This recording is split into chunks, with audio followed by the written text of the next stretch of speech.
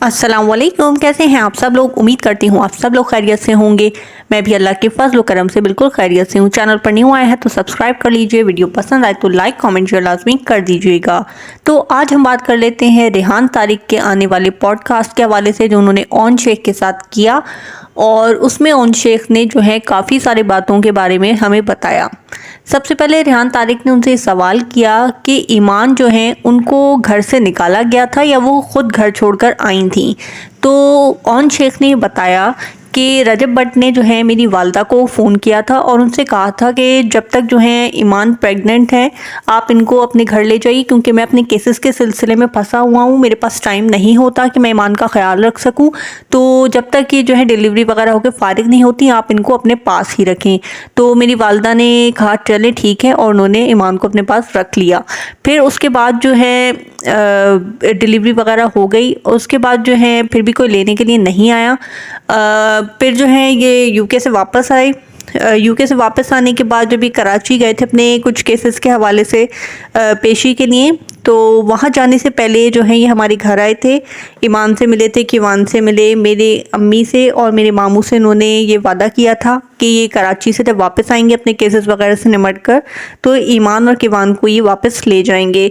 लेकिन वहाँ जाके कुछ ऐसा हुआ कि आप लोगों को पता ही है क्या इंसिडेंट हुआ था लॉयर्स के साथ, रजब भट्ट की जो फाइट वगैरह हुई थी।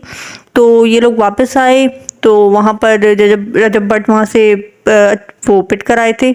तो ये लोग जो है देखने के लिए गए ईमान और इनकी तमाम फैमिली, मामू वगैरह। तो ऑन कह रहे हैं कि वहाँ गए थे, हम काफ़ी देर रहे, बातचीत की, लेकिन फिर हम जो है ईमान को लेकर वापस आ गए थे। तो रेहान तारिक ने कहा कि आप वापस क्यों ले आए, ईमान और किवान को वहीं छोड़ कर आते। तो ऑन ने ये कहा कि वो कुछ मसाइल हो गए थे। तो रेहान तारिक ने कहा कि क्या वहाँ से उनको निकाल दिया गया था। तो उन्होंने कहा नहीं, ये बात मैं भी बताना नहीं चाहता। उन्होंने बात को गोलमोल कर दिया, उन्होंने इस बात का जवाब नहीं दिया।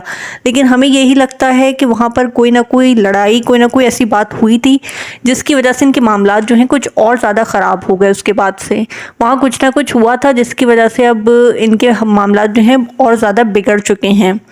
फिर जो है उसके बाद इन्होंने बताया कि थोड़ा अर्सा पहले जो है एक, आप लोगों को पता होगा, एक कवाल साहिबा है इनके यहाँ, तहसीन आपा के नाम से जो है, तहसीन सकीना, वो इनके यहाँ अक्सर आती हैं वो कवाली वगैरह पढ़ने के लिए, गाने के लिए। तो उनका एक पॉडकास्ट हुआ था, उसमें उन्होंने ईमान के हवाले से बहुत सारी बातें की थी कि ईमान जो है वो जहेज़ लेकर नहीं आई और ईमान जो है यहाँ बिल्कुल शहज़ादियों की तरह रहती है और उसका कमरा जो है वो बहुत ही ज़्यादा हसीन है, और जो है वो यहाँ से अपने उठ के ना किसी को पानी तक नहीं पिलाती, यहाँ बहुत आराम से रह रही है। तो कह रहे हैं ये इंटरव्यू, ये पॉडकास्ट देखने के बाद मुझे शदीद गुस्सा आया, क्योंकि मेरी बहन की तबीयत उस वक्त वैसे भी ठीक नहीं थी, वो प्रेग्नेंट थी। तो उसने जब ये वीडियो देखी तो उसने बहुत ज़्यादा स्ट्रेस लिया कि मेरे घर की बातें इस तरह से पॉडकास्ट में क्यों की जा रही हैं। तो फिर मैं लाइव आया और मैंने वहाँ पर जो है कुछ बातें की, लेकिन वो मेरा फैमिली ग्रुप था, वहाँ पर जो मैंने बातें की थी वहाँ से किस तरह लीक हो गई मुझे नहीं पता। और वहाँ पर इन्होंने कुछ बातें की थी रजब भट्ट की फैमिली के हवाले से, कुछ सख्त अल्फाज इस्तेमाल किए थे, और वहाँ से किसी ने सारी बातें लीक कर कर रजब भट्ट को भेज दी थी, जिसकी वजह से रजब भट्ट मज़ीद गुस्सा हुए और ओन शेख से शदीद नाराज़ हो गए। तो एक वजह ये भी है कि रजब भट्ट जो है ओन शेख से बात नहीं करते हैं और उनसे गुस्सा भी हैं, क्योंकि उन्होंने वो सारी चीज़ें जो है सुन ली थी जो इन्होंने उधर लाइव पर बैठकर की थी।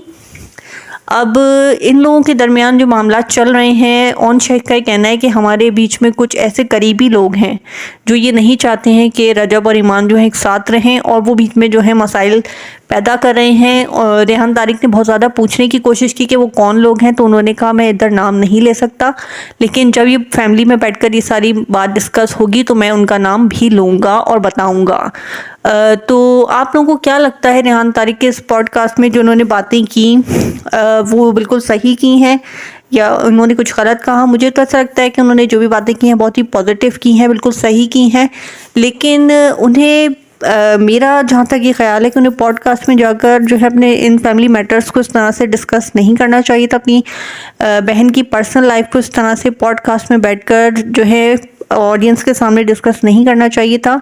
ये एक फैमिली मैटर है और ये फैमिली में बैठकर ही इसको सॉल्व करना चाहिए था, इसके बारे में बातचीत करनी चाहिए थी, کیونکہ اس طرح سے آپ نے ایک پوڈ کاسٹ میں بیٹھ کر اس تمام معاملات جو ڈسکس کیے ہیں، اس سے اور زیادہ جو ہے ایشوز کریٹ ہوں گے، رجب کو اور زیادہ غصہ آئے گا اور معاملات اور زیادہ بگڑیں گے. تو میں تو پرسنلی یہی کہوں گی کہ انہوں نے غلط کیا، چاہے وہ اس پوڈ کاسٹ میں انہوں نے کوئی غلط بات نہیں کی ایسی خاص کہ جو کسی کو بری لگے، لیکن پھر بھی ان کو اس طرح سے یہ ڈسکشن پوڈ کاسٹ میں نہیں کرنا چاہیے تھی. ہاں اگر ان کو کرنا ہی تھا تو اپنی بہن کے جو ہے سسرال جاتے، وہاں جا کر بات چیت کرتے، جو بھی تھا معاملات اس کو حل کرتے. اس طرح سے پبلکلی تمام باتیں کھول کر رکھنا بالکل بھی اچھی بات نہیں ہے، کیونکہ آج تک رجب بٹ نے یا ان کی فیملی نے جو ہے اس طرح سے کوئی بھی فیملی میٹرز جو ہیں کھول کر جو ہے پبلک میں ڈسکس نہیں کیے ہیں، اور انہوں نے ان کو بھی منع کیا ہے کہ اس طرح سے ڈسکس نہ کیا کریں. لیکن اون شیخ نے غلط کیا کہ وہ پوڈ کاسٹ میں گئے، اور ان کی مدر نے بھی انہیں منع نہیں کیا کہ پوڈ کاسٹ میں بہن کی